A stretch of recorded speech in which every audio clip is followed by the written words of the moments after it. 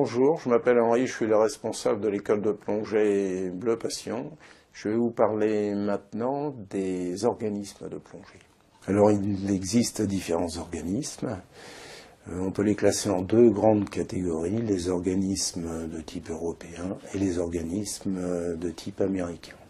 Les organismes de type européen sont dirigés par les fédérations de chacun des pays. Ils sont souvent regroupés sous forme d'organismes comme le CEDIP, qui est un organisme européen, ou sous la CMAS, qui est la Confédération mondiale des activités subaquatiques.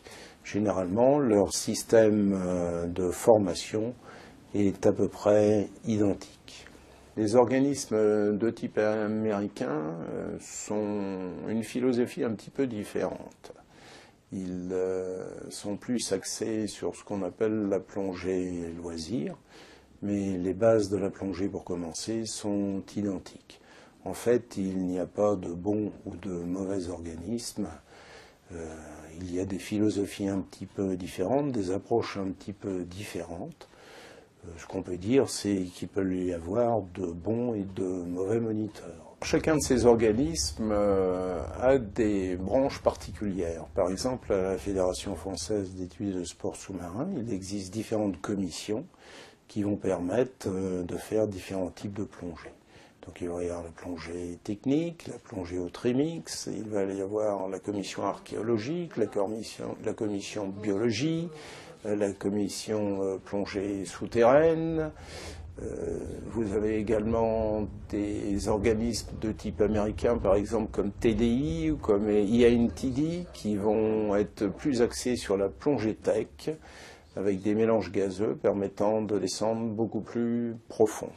Alors à vous de vous renseigner avant de commencer à plonger sur ce que font ces différents organismes. Sachez que de toute façon, pour débuter, vous apprendrez à peu près la même chose.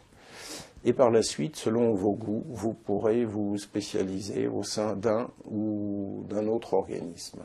De toute façon, dans tous les cas, pour la plongée loisir et même pour la plongée technique, il existe des passerelles et des équivalences possibles. Un mot sur la plongée libre, l'apnée, si vous préférez cette activité.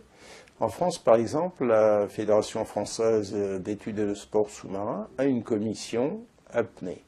Il existe également dans le monde l'association AIDA, qui comprend en son sein de très grands champions comme Umberto Pellizzari et bien d'autres champions français, par exemple.